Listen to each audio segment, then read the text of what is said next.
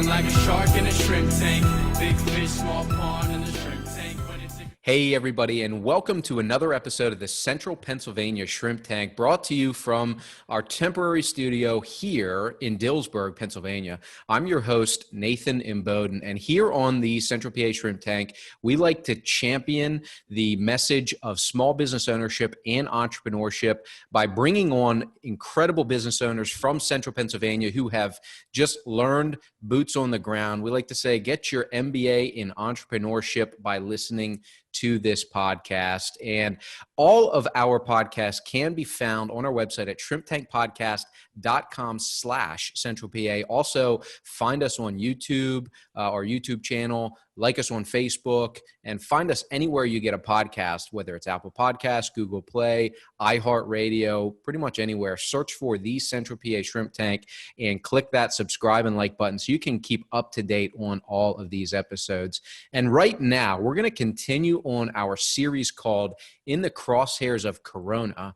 While we are still in this pandemic, this shutdown, especially in Central Pennsylvania, we've seen pretty drastic shutdowns and stay-at-home orders, a very slow reopening process, and that's created a challenge for a lot of small businesses. So we're continuing this series where we just want to talk about the truth of what business owners and entrepreneurs go through in difficult times like this, right? A lot of times we talk about some of the good things, how you persevered and whatnot, but this is a challenging time, and we want to really spread the true message of entrepreneurship. So today we have Bob McCormack, who is a returning guest. He's also part of our firm's Born Expert team, but he is the founder and owner of a company called Murphy McCormack Capital Advisors, which does M&A work, business brokering, business consultation, and they have really two roles. They run a business. Bob runs this business and has that responsibility, but he's also interacting with business owners all across our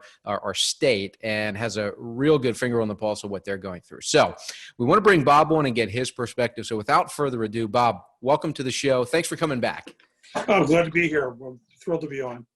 So, Bob, let's first talk a little bit about the business itself, your business, Murphy McCormack, and what you guys had to deal with or adapt. I know you have some virtual operations already, and so maybe there wasn't as much of an issue there, but talk about what your organization had to go through when March, the shutdown orders and stay-at-home orders were issued. Yeah, so when the shutdown orders got issued, we had a contingency plan in place already. Not thinking there was going to be a pandemic, but we always had it goes back to my banking days, some sort of contingency plan set up. We revised it a little bit with the pandemic. We really took a focus of focusing on what's the best for our clients and our employees and their families. And so we did go quickly to remote access. It was strange because the week of the shutdown, I was in Pittsburgh with 600 people at a M&A convention, and one of my guys caught a cold there, just a regular old cold. But we went into panic mode a little bit with all the news out there, and he self-isolated himself, and he was fine. Okay. From a client perspective, it went into let's focus on what's going on with our clients quickly. We had some deals in the midst of closings. We represent buyers too. We were making offers to buy companies through this. Surprisingly, we have a deal that were the buyers coming from France, and they were shut down before we were, and the sellers in Long Island. And so they were shut down and had the worst of the COVID virus. So we really kind of focused on let's help our clients get through this crisis as much as us. Yeah. And so we did a lot of work helping people with PPP loans, just talking through contingency plans. We did share some operational plans between companies that we had permission to do. That was I think our clients appreciated that. And just really staying in front of them, talked to them, communicated with them, and knew they had an ear to talk to. Yeah. About things. And we're literally seeing people coming out of this and having now how do we crank this up again, both from a operational perspective and a working capital perspective, and travel plans and things along those lines. I mean, I got a sales management program for one of my clients we got through this. Now let's start cranking up sales again. Yeah. Yeah. Yeah, the idea of what we need to survive and then thrive, or survive before we thrive. But you brought up a really good point around contingency planning, because what hopefully this will do is help highlight the need for all businesses to have some level of contingency plan. Most times we're thinking about, well, what happens if there's a fire, or what if our building is flooded, or things like that. But it's a whole different plan when the government tells you instantly you have to stop operations, and you can't even figure out, for businesses that can't bypass that somehow. We're fortunate that we're able to do stuff remotely, and our revenues may be impacted a little bit because activity might be down, but we can still work. We can still do some of the things we did before. But hopefully this will highlight the need to have a really solid contingency plan. That we're not going to be able to figure out every potential contingency that's going to be out there, but do a better job of having something in place. Well, even beyond that, we've always had a plan in place. We don't always update it. I think most businesses don't. Yeah. And when we started seeing this COVID coming, probably in February or so, one of the weekends I'm in here, I'm like, boy, my partner doesn't know where all my passwords are. Yeah. Or my family, even though we have a will and all the things you're supposed to be doing, if you're on a ventilator for a week, right, or longer, as it's turned out, some people are, you really need a contingency plan for those type things too. And so, multiple places, info stored now, and where my partner or other people, my family, can get access to. And it really caused me to say, boy, I beat my clients up for this. I'm not doing as well as I should be doing myself. Yeah. And so it was a helpful process, because it also had you looking at other things too. Yeah, absolutely. Well, I think a good tip is having a good organizer, whether it's on the personal side, having a financial organizer that's got a listing of all the accounts you have, all the insurance policies you have, passwords, login information in one stored place, legal documents, whatever, so that you can tell people, hey, we've done that in the past is put this blue binder together, and clients would tell their kids, go find the blue binder. That's everything you need is in that blue binder. If something happens to us, go there. And the same would apply on the business side. How do you access business accounts, where are passwords for our client management system, all that kind of stuff. So that's a great tip, and one that we should all take seriously. It's not fun to do because it doesn't feel like it's not a revenue producing asset. But I'm curious, for organizations that have a solid contingency plan in place, because we know there's buy-sell planning in place, which can add value essentially to an organization because you have that in place. But is there any value add to an organization if you have a written contingency plan in this regard? I got to tell you, we got two relationships that are about to close the sale of their business. Both are being sold to private equity. Okay. Both did a pretty good job. One did an exceptional job, though, and that exceptional job really started. And they're in a region of the country that really got hit hard, and they shared their contingency plan with the private equity firm in the midst of due diligence. They really shared that information. The private equity firm asked permission. They shared it with the other portfolio companies. It's so well done. Wow. And it really has added value through this process. And it's kept the company going. They didn't shut down at all. They were in a business that was allowed to stay open. The other business also is an industry that was allowed to stay open, but because they didn't have a great contingency plan, and they just went to the shutdown route. And now they're restarted, but the restart has been slower. Yeah. And just a buyer doing due diligence. We're seeing in purchase agreements COVID reps and warranty language. Well, the one that's done an exceptional job has no escrow account, nothing. There's COVID language in there, but it's really saying you're going to disclose everything you know about COVID up to the day of closing. Yeah. The other one's looking to maybe do some contingency planning around it because there wasn't a great plan in place. Yeah. They had a good plan, but not a great plan. Yeah. And so it clearly added value, and it made, the seller said he's going to write a book, How to Sell Your Business During a Pandemic. Yeah. And the buyer said he's going to write a book on how to buy a business during a pandemic. No kidding. But they jokingly said last night, if we can have our seller like this, the buyer said this, and they could buy every one of the companies. The private equity firm, like our client's business, will be doing deals all over, all through any pandemic or crisis in the future. And it's really because of our client was well organized. Awesome. Well, we did not script that, but I'm glad I asked because it proved, I think, a point that I wanted to try to make, which was even though it doesn't seem like a money generating activity to have that stuff lined up, from a business standpoint, it adds tremendous value, whether it actually adds dollar value or just makes you more marketable to a potential buyer. It's a great thing to have in place because it shows that you've got a really good handle on your business in every wave, not just when things are going well, but when things, maybe turn south. Exactly. And, it was depth of leadership really came out. His HR manager was exceptional. The CFO was, the plant manager was, and it showed that piece too. Reliance on them. They were the ones running with the plan. Yeah. Awesome.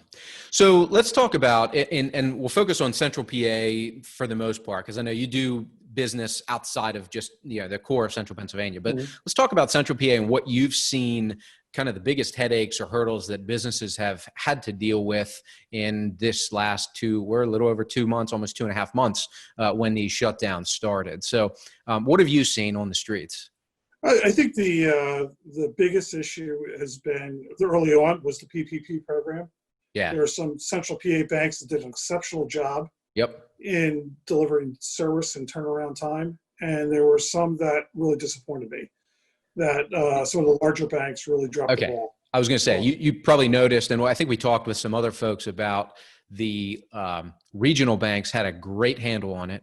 Larger banks, and I don't know if this is just a function of there's way more compliance and oversight and box checking rather than the regional banks can actually sit down, get to know or local banks can really get to know the individual and have a lot more latitude. Has that been your experience?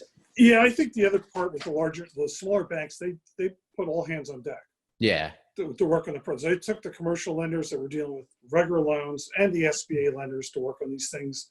We know one bank pulled their CFO and CEO into the mix. Wow. To help out process those type things.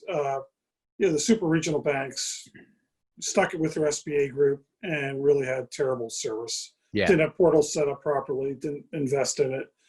And I think the smaller community banks are picking up core long-term clients because of this too. Yeah. And as an ex-banker, you do watch customer service sometimes and positives and negatives. And I was really pleased with some of the banks, how they serviced our clients. Yeah. So that was the early headaches. I think, around HR issues and really understanding what liability they have with workers coming back now is an open item. And again, I think the regional mid-tier law firms have done a great job too. Yep. You look at McNeese, Wallace, and Newark as an example. Nicole Kaler over there has done an exceptional job in communicating the PPP programs, but then Renee in the HR area has done a great job talking about what are the risks of coming back. And those type things. And some of the regional CPA firms have done the same thing. Well, we're struggling with that on figuring out at what point is it worth it to open up our physical office just so we can say our physical office is open, if it means we're doing a lot more that's putting more people at risk, or what the requirements are to keep the office up to code to make sure it's safe for people to come in, versus if we can stay virtual as much as we can, do we do that? And the idea of, we don't yet know, and I don't know if, I think there's still a lot that's unknown about, well, what is our potential liability? What are our potential risks that we're exposing ourselves to by opening up and having not only our employees come in, but also potential clients and visitors and whatnot. So having that resource in your back pocket is definitely valuable, because going at it alone, there's going to be a lot of uncertainty there. Absolutely. Yeah. So the kind of one thing I like to try to look at is from your perspective, because you're on the streets dealing with businesses who are either contemplating selling or planning to try to sell. What are you seeing now with their level of optimism, or in general the marketplace level of optimism with activity here going forward? Yeah, and I could speak to it a couple of ways. One, I'm still chair the National M&A Association. So Right. I'm getting regular updates from our members and our best practices group across the country. It's really industry specific. We're really seeing it. One, we're still seeing a lot of buyer activity. I am really shocked about the private equity number of calls and emails and looking for good quality relationships. Literally 2 days into our shutdown, I had a firm from Florida call up and, can you find us some good deals? We're worried they're going to dry up because of this. Yeah. And that activity's continued. I think we're going to see it. Go ahead. Well, is that because, one, we know, and we've talked before, that private equity firms still, they had a lot of what we like to call dry powder available, but also somewhat from their standpoint as a buyer, a bit opportunistic, because maybe this is either putting additional stressors on an owner that they say, I don't want to have to deal with this again, or maybe value-wise, you're going through, seeing a drop in revenue, it's presenting those opportunities? Yeah, I would say it's a little bit of both. I think one is they saw in the 2007-8 recession that many owners wish they sold in 2005 and 6. Yeah, right. And some of them are still there and they're older now. So that component's out there. I think the second piece on value, the feedback I'm getting is they don't necessarily see a change in the value. They're not looking to be opportunistic and reducing purchase price because of what's happening. Yeah. They're still trying to figure that out themselves, but they do see it probably a change in the mix of consideration. Okay. Maybe a little bit more contingent payment notes or earnouts or equity versus all cash deals. Okay. So they're not coming in trying to, swoop in and undercut deals just because this is we've seen this temporary decline. No, and there's some private equity firms that are calling us that didn't win deals in this year, early in the year to fall, to say, hey, but we got all cash. We can close now if your bank's a little slow in closing. So they're being opportunistic in that sense. And it's not changing the values.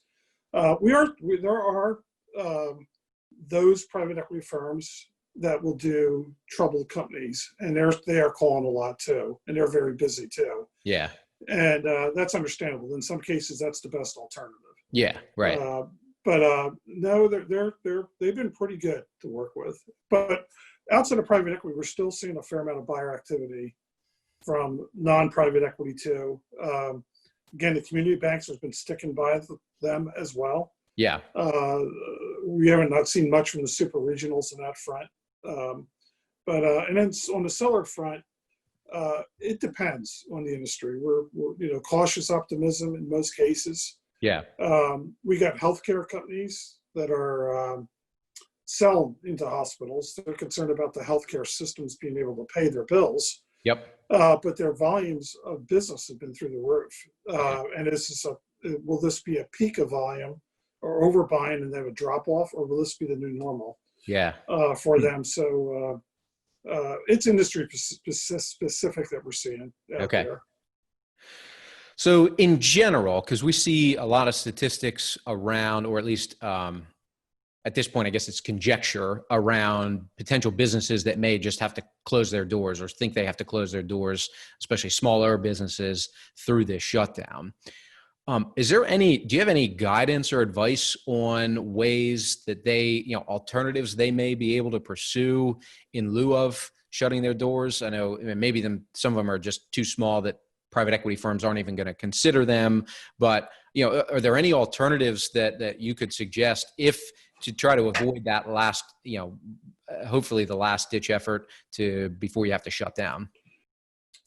There's certainly other alternatives out there, and having a action plan around, is it a total change in, like a restaurant that has a certain number of seats that have to be filled to break even? Yeah. And that may be permanently changed. There's probably not a great solution for them, or maybe even the hotel hospitality industry. Yeah. Some of those rules are changing to some degree. If you're a manufacturer and your core business took a big bump here, and maybe you're losing some money and things along those lines, but the future is going to come back. There are some mezzanine lenders out there. Mezzanine used to be you needed to borrow $10 million before they got excited. Yeah. There's mezzanine lenders out there for much smaller transactions, non-bank lenders. My National Association just had a webinar last week that talked about the non-bank lenders, and how they have a lot of dry powder too. Okay. And so their rates are higher, of course, and their deal structures are a little bit more restrictive and a little bit more involved in management than a traditional bank. But there are alternatives out there. The SBA lenders are starting to get freed up. The PPP program second wave has not been quite as big as the first wave. Okay. And I'm getting emails from SBA lenders saying, hey, we're ready to make those loans again. Okay. The traditional 7A, 504 type of loans. And so that market's still out there too. So it sounds like maybe a good starting point, if a business is at a point where they're trying to contemplate what does our future look like, go to your regional banker or talk to your regional banker, because they would have connections, at least with the SBA side. I would probably start with talking to their CPA or advisor before going into the bank. I always tell people you get one shot at your bank. Yeah. Make sure you think it through. So if you go in and say, boy, I had a bump in the road here. Yeah. You don't have it well thought out. Suddenly you're in workout or credit management. Yeah. You go in there, hey, I had a bump in the road here, but here's where this is going, and a good action plan around it. Yep. And a solution. Then you're more likely to be supportive of that client. And some of my best clients over the years were people that were troubled credits to some degree, that really developed a nice action plan around it, and they became my favorite clients in the long term. Yeah.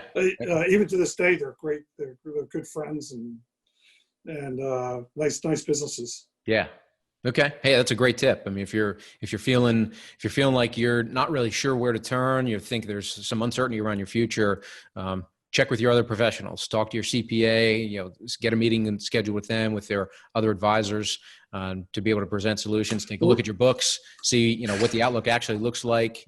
And then if you need to, then you can bring in the banking relationship to see if there's loans that you're needed, and how to position that so it looks like it's a value proposition to the bank too. We do about one corporate turnaround a quarter. Okay. Obviously, we got a little bit more of those going on all of a sudden. Sure. Yep. But we're having some good outcomes, and the banks have been patient. PPP helped, but we're getting forbearance agreements in place, and the banks are forbearing, taking action. Yeah. Well, the company develops a plan to move forward and either raise capital or find alternative lending or cut costs or things on those lines. Yeah. Cool. Okay.